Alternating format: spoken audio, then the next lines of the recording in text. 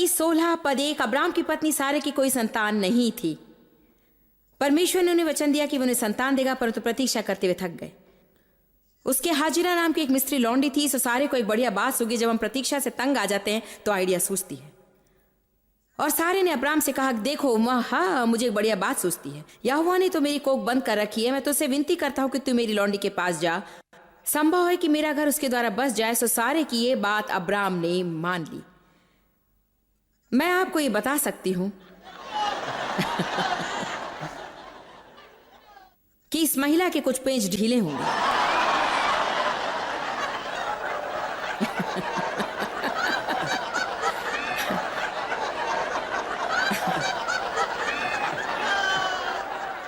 Shade में वही तो सबसे तेज औजार नहीं था।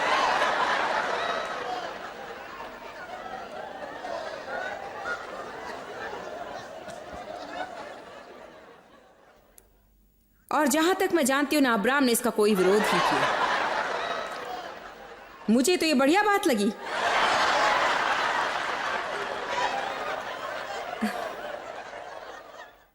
किस तरह की सरफिरी आप होंगी कि अपने पति से कहें कि वे पराई स्त्री के साथ सो जाए।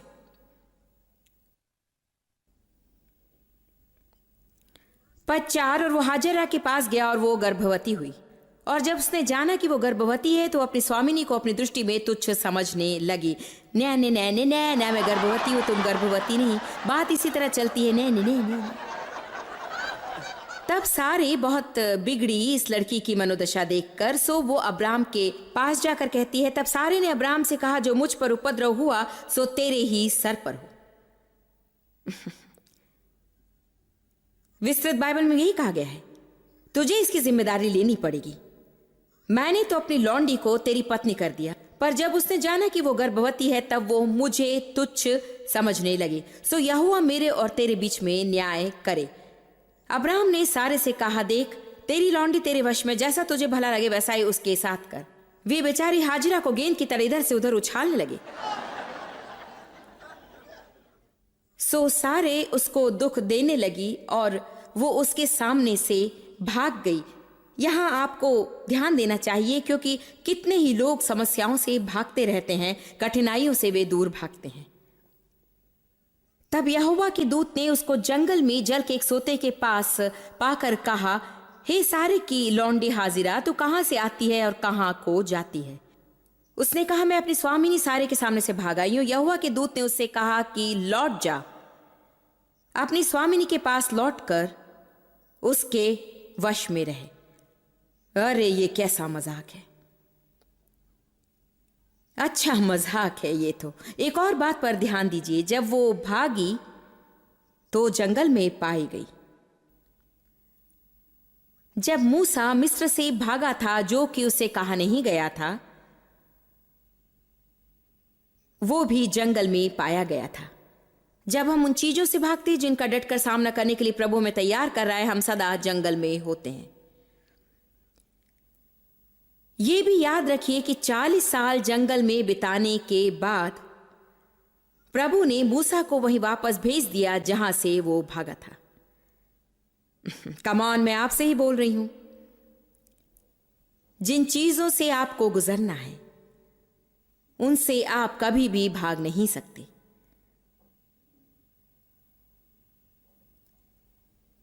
भागना छोड़िए और अपने गोलियों का सामना कीजिए जो यीशु मसीह की शक्ति में है, जो कि विश्वासी के नाते आपके भीतर व्याप्त है। यदि आप इफिसियों 6 में हथियारों को पढ़ें तो आप देखेंगे कि सारे हथियार मनुष्य के सामने की रक्षा के लिए थे, पीछे की ओर कुछ भी नहीं था। जानते हैं क्यों? शत्रु से भागने की हमसे आशा नहीं की जाती थी।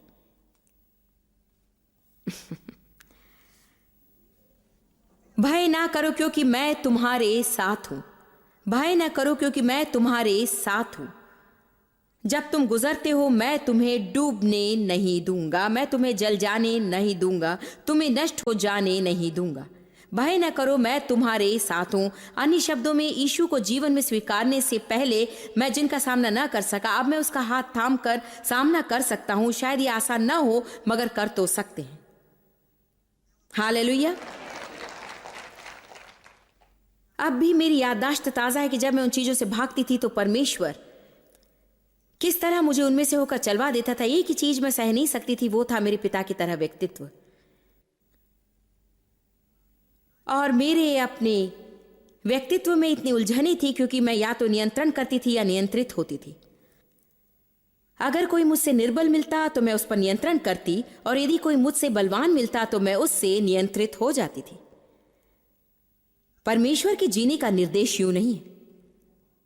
एक दिन मैंने परमेश्वर से कहा था, तुझे बताना पड़ेगा कि स्वतंत्र होने में इतनी पीड़ा क्यों होती है, वरना आगे से मैं ये नहीं कर सकती। देव के अधीन होने सीखने के लिए इन सब चीजों का सामना करो, अपना मुंह बंद करना सीखो। मेरी हर तरह से बढ़ती हुई सेविकाएं थी। मुझे याद है मैं औजार्क की झील पर गई थी और एक कंडों में अकेली बैठी हुई थी। डेव गोल्फ खेल रहे थे। मैं इस पुस्तक को पढ़ रही थी भीतरी जीवन की यात्रा पर, और ये उन बातों को समझा रही थी जो मुझ पर बीत रही थी। मैंने कहा, प्रभु तुझे बताना पड़ेगा कि स्वतंत्र होने में इतनी पीड़ा क्यों होती है। प्रभु ने मुझे ये द्वार बताए। उसने कहा कि जीवन में कई द्वार हैं जिनमें से तुम गुजरती हो, जो तुम्हें पीड़ा की और दास्ता की गहराई के स्तरों तक पहुंचाते हैं। उदाहरण के लिए, जब मेरे पिता ने दुर्व्यवहार किया तो उसमें से गुजरना बहुत कठिन था। मेरी आत्मा मुक्ति के लिए चीख रही थी। फिर समय के साथ साथ हम उसमें से निकल आते हैं। एक तरह का समंजन हो जाता है, हम झेल लेते हैं, पीड़ा के साथ जीना सीखते हैं। फिर जब मैंने माँ को बात बताई, उन्हें इससे निपटना नहीं आया। मुझे उन्होंने मेरे हाल पर छोड़ दिया। ये नहीं कि वे भाग गई, स्थिति को सुधारने की कोशिश नहीं की। वो एक और पीड़ा थी जो मुझे खाए जा रही थी। पिता से घृणा थी, माँ को अधिक चाह भी नहीं सकी। मैं बंधन की अधिक से अधिक गहराई में खींची जाने लगी। और फिर मैं चर्च में गई और सोचने लगी कि अब मुझे कुछ भरोसेमंद लोग मिले हैं। परंतु फिर मुझे याद आता है जब मुझ पर पहली बार चोट पड़ी थी, वो भी चर्च के लोगों से।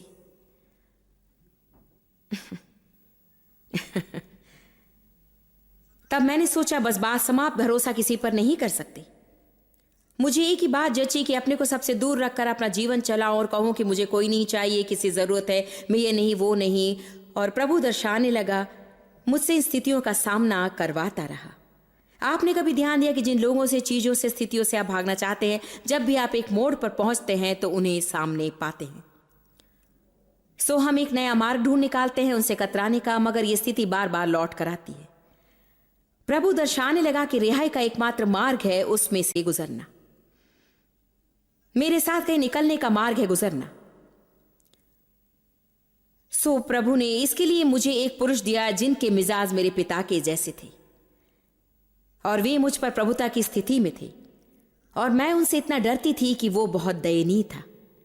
मैं अपने पिता से सदा डरती थी। मुझे याद है कई बार प्रभु ने बताया कि उनका सामना करना है कई बातों के लिए। उनके सामने जाने की बात सोचते ही मैं कांपने लगती, फिर सोचती कि नहीं, मुझसे ये नहीं होगा। मुझे ऐसे व्यक्तित्व से नियंत्रण और हेरा फेरी की इतनी आदत पड़ गई थी। मेरी बात समझ रहे? एक के बाद एक मैंने उन दरवाजों को पार किया। पीड़ा हुई और मैं भयभीत थी, मगर स्तर के बाद स्तर प्रभु ने मुझे स्वतंत्र कर दिया। एक बात सुनिए, जैसा कि परमेश्वर ने हाजिरा से लौट जाने को कहा, मूसा से भी लौट जाने को कहा, आप में से कई कुछ चीजों से भागना चाहते जिनका आपको सामना करना पड़ेगा। मैं नहीं कह रही कि आपको दुर्वचन की स्थिति में लौट जाना होगा, मगर आप इन स्थितियों से कभी भाग नहीं सकते। मुझे कोई समस्या नहीं अपनी पुरानी स्थितियों की बात करते हुए, क्योंकि वो व्यक्ति मर चुका है बहुत दिन पहले। मुझ पर जो बीती उसकी जब मैं बातें करती हुई ऐसे किसी की बात करने के समान है जिसे मैं युगों पहले जानती थी। आमीन। भागना छोड़िए, वास्तविकता का सामना कीजिए। आपको अस्वीकृति को झटक देना पड़ेगा, क्योंकि कोई न कोई सदा मिलेगा जो आपको अस्वीकार करेगा। यदि आप सोचे कि संसार का हर व्यक्ति आपसे प्रेम रखेगा और प्रशंसा करेगा, तो बहुत बड़ी भूल होगी। प्रेरितों 28 में हम देखते हैं कि एक छोटा सा सांप आग से निकला और पौलुस को डस लिया। सांप जहरीला था। बाइबल का कहना मुझे अच्छा लगा। ये कहता है कि पौलुस ने उसे झटक दिया। उससे परमेश्वर ने मुझे उत्तम संदेश दिया, जब आपको सांप काटे उसे झटक देना सीख लीजिए। जब आप क्षुब्ध होते हैं तब भी शैतान आपको डसकर विष घोलना चाहता है। जान लीजिए कि क्षुब्ध होना एक बहुत बड़ा रोड़ा है। क्षुब्ध होने से मसीह होने के नाते आपके बढ़ना रुक जाता है, जब तक कि क्षुब्धता सही न कर ली जाए। जो विभिन्न लोग यीशु के साथ सफर करते थे वे बढ़ते थे और ठीक थे, और जब वो ऐसी कोई बात कहता जिससे वे क्षुब्ध हो जाते थे तो वे पिछड़कर पाप में पड़ते थे, क्योंकि शुद्धता के साथ आप आगे नहीं बढ़ सकते हैं। इसलिए ये रोड़ा कहलाता है। इसीलिए उसने कहा कि वो क्षुब्धता की चट्टान था। इस पत्थर से लोग ठोकर खाते थे। हालेलुया। क्षुब्ध शब्द को ग्रीक भाषा में स्कैंडलॉन कहते हैं और इसका अर्थ है चारा जो फंदे के एक भाग पर लटकता था जिससे शिकार आकर्षित होता था। शैतान चाहता है कि हर कोई क्षुब्ध हो ताकि आप तिक्तता, आक्रोश और क्षमाहीनता के शिकार हो जाएं, तब प्रार्थना नहीं कर सकते, परमेश्वर पर भरोसा नहीं कर सकते। आपके और परमेश्वर के बीच ऊंची दीवार खड़ी और आप हर तरह से बंद हैं। जब कभी आपको शैतान शुद्धता से काटता है, मेरी भावना को घायल किया, मुझे क्षुब्ध किया, तो भला इसी में है कि जितनी जल्दी हो सके इसे आप झटक दीजिए। यदि आप आगे बढ़ें, जब यीशु ने चेलों को 2-2 की टोली में बाहर भेजा और वे नगरों में अस्वीकार किए जाने लगे, तो पता है ये मत्ती और लूका में क्या कहता है? जब तुम किसी नगर में जाओ और कोई तुम्हें ग्रहण ना करे तो वहां से दूसरे नगर में जाओ, परंतु निकलते हुए अपने पैरों की धूल झाड़ डालो कि उन पर गवाही हो।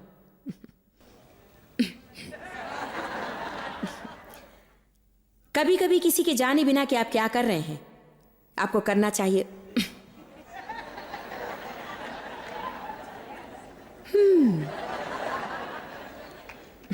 यह आपके और प्रभु के बीच का राज होगा। कमॉन, कुछ चीजें आज हम यहीं पर झटक दें। आमीन। यदि आपको कोई धारणा होती कि कलीसिया में कितनी क्षुब्धता और कटुता है तो आप चकित हो जाते। जब कभी मैंने किसी समुदाय के सामने प्रचार किया है क्षुब्धता या क्षमाहीनता पर, और अंत में कहा कि जिनके हृदय में क्षुब्धता हो या फिर किसी के प्रति क्षमाहीनता हो वे खड़े हो जाएं, तो समुदाय में कभी 70% से कम लोग खड़े नहीं हुए, कभी नहीं, 25 साल की सेवकाई में नहीं। ये शायद हमारी कलीसिया की सबसे बड़ी समस्या है। हमें संघर्ष में फंसाकर शैतान खुश होता है। संघर्ष सदा खुला संग्राम नहीं होता, वो अंतर्धारा है क्रोध की। ये वो स्थिति है जहां सब कुछ ठीक है का लोग स्वांग रचते हैं, मगर उनके हृदय किसी के प्रति जहर से भरे हैं। प्रभु के प्रेम से मैं प्रेम रखता हूं, बस यही तो मुझे क्रोधित कर देता है।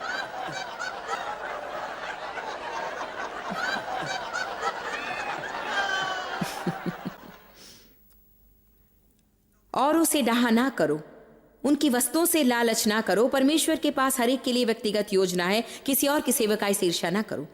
मेरी सेवकाई से बड़ी सेवकाई वाले से मैं मिलती तो मुझे उनसे ईर्ष्या होती, लेकिन अब मुझे उनके कार्य बोझ से ईर्ष्या नहीं है, क्योंकि वो मेरे कार्य से बड़ा है। आमीन। परमेश्वर ने जिसके लिए आपको निर्धारित नहीं किया, आप वो नहीं बन सकते। यूहन्ना अध्याय 3 कहता है, जब तुम मनुष्य को स्वर्ग से न दिया जाए तब तक वो कुछ और नहीं पा सकता। यदि परमेश्वर दान न दे तो वो कहीं और से नहीं पा सकता। जीवन में बढ़ाव आसानी से नहीं मिलते। यदि आप स्वतंत्र होना चाहें, मैं कह रही हूं मैं स्वतंत्र हूं, मुझसे बड़ा बखेरा आपका अवश्य नहीं रहा होगा। मेरा यहां खड़ा होना कोई करिश्मा नहीं है, मैं पूर्ण रूप से स्वतंत्र हूं।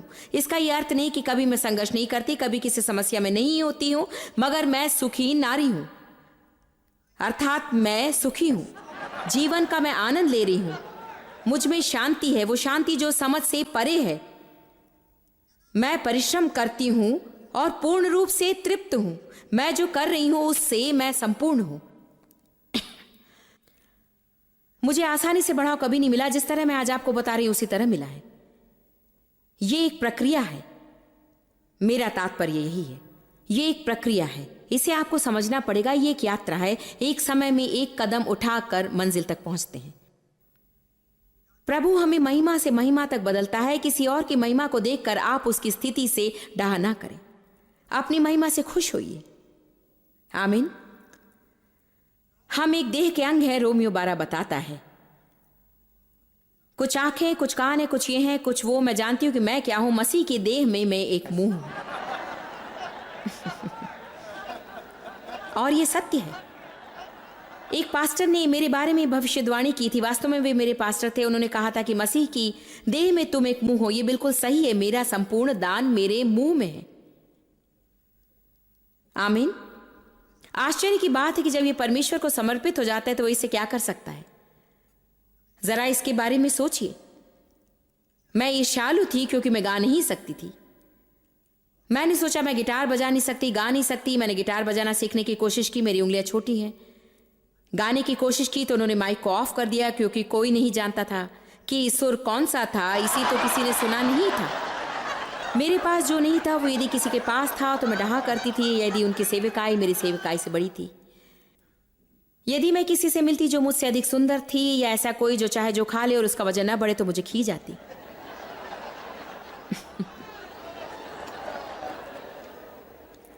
यदि किसी के केश लंबे घने और सुंदर होते और मेरे इतने ही लंबे, तो मुझे उन्हें काट कर घुंघराले बनाने होते और उनका रंग बदलना होता और उन्हें उभारना होता। हमारे पास जो नहीं है हम उसे ही सदा चाहते हैं। आमीन। इस छोटे से उदाहरण से मैं समाप्त करूंगी, लेकिन अभी मैंने अपने सारे पॉइंट बताए नहीं। उन्हें मैं बताने वाली हूं, परंतु हम जरा पीछे जाकर डहा को देखेंगे और समाप्त करेंगे। किसी की सस्ती नकल ना बनिए, जो मौलिक आप हैं वही बने रहिए।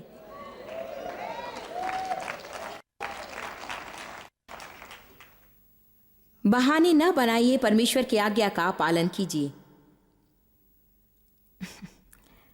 हमारे पास बहानों की छोटी सी थैली, उसे हम सदा साथ रखते हैं। हमारा एक बहुत बड़ा बहाना यह है कि परमेश्वर, मैं जानता हूं तू मुझसे क्या चाहता है, मगर यह बहुत कठिन है। आप में से किसी को ईर्ष्या के साथ कभी कोई समस्या हुई है मेरे अलावा? बाकी लोग झूठ बोल रहे हैं।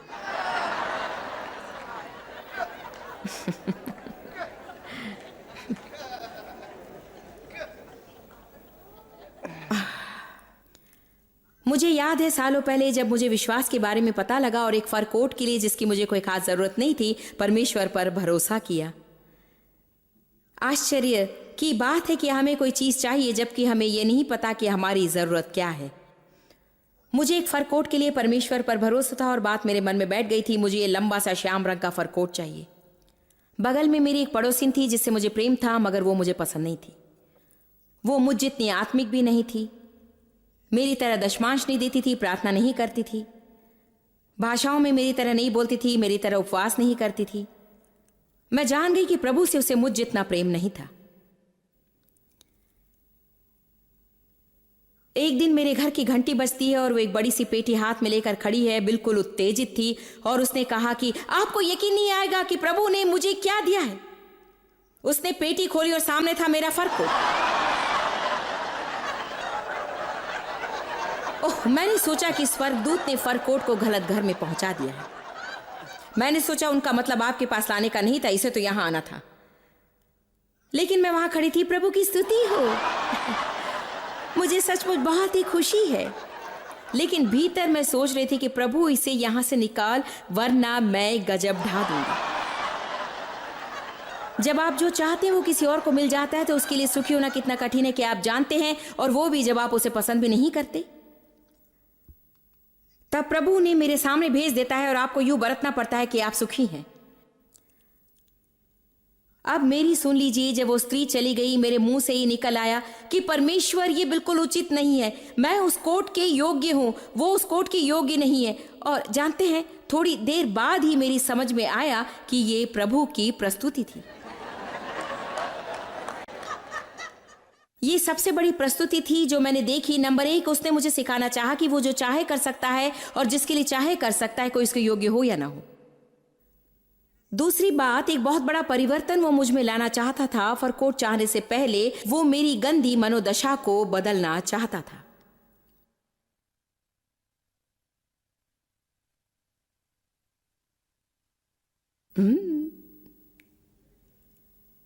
आप 100 बार वधु सखी हो सकती हैं जब तक आप सुखी ना हो।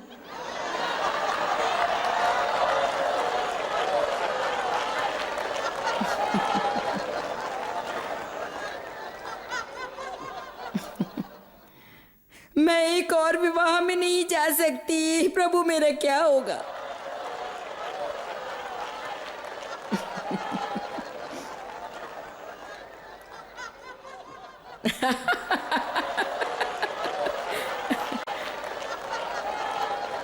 ओ ईर्ष्या।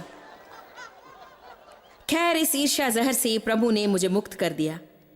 एक दिन मैं लालच पर प्रचार कर रही थी और परमेश्वर ने मुझे मेरे जीवन का सबसे बढ़िया उदाहरण दिया। प्रवचन के बीच में उसने मुझे बतलाया। मैं रोमियो 12 में शरीर के विभिन्न अंगों के बारे में बता रही थी और अचानक ये बात मुझे सूझी। अपने हृदय में मैंने ये सुना और मैंने लोगों को बताया। मैंने कहा कि मेरी उंगली अंगूठी पहनती हैं, विशेषकर जब नाखून में काट देती हूँ वे चमकती हैं और उन्हें देखने में अच्छा लगता है।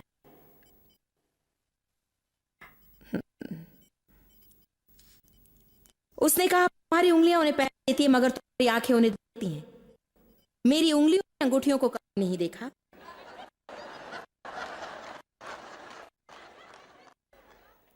और मेरी आंखों ने उन्हें नहीं पहना। उसने कहा यदि आंख आवेश में आ जाए जैसा कि तुम आ जाती हो तो क्या हो? अगर आंख कहे कि मैं तंग आ गई हूं अपने मस्कारे और अपने कॉन्टैक्ट से और अब मुझे एक अंगूठी चाहिए, अपनी अंगूठी चाहिए। यदि तुम मुझे अंगूठी नहीं दोगी तो तुम्हें मुझसे उतना प्रेम नहीं जितना तुम्हें उंगली से है। उसने कहा यदि मैं आंख को जो वो चाहती है दे दूं सिर्फ इसलिए कि वो चाहती है उसे खुश रखने के लिए तो क्या होगा? आपको पता है कि हम किस तरह से बखेड़े में होंगे यदि जो हम मांगे प्रभु हमें दे दे ताकि हम मुंह बंद कर ले और खुश हो जाए।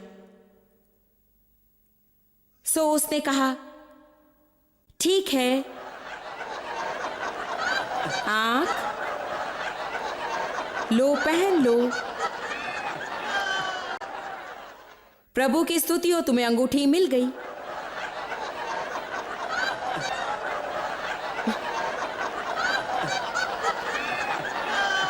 मगर अब मेरी एक बड़ी समस्या है। मेरे कंधे के पीछे बहुत दर्द हो रहा है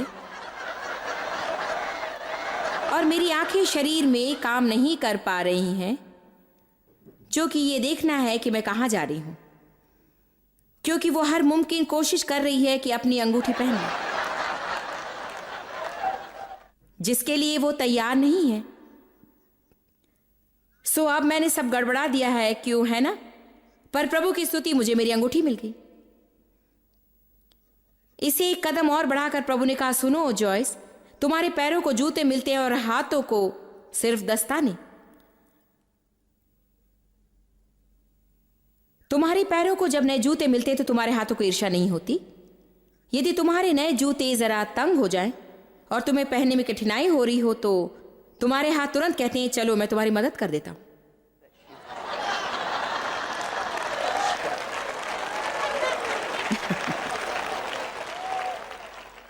तुम्हारे हाथ उन्हें चमका भी देंगे। चाहता हूं कि जूते सुंदर दिखे हो। परमेश्वर ने कहा मसीह की देह की यही रीत है।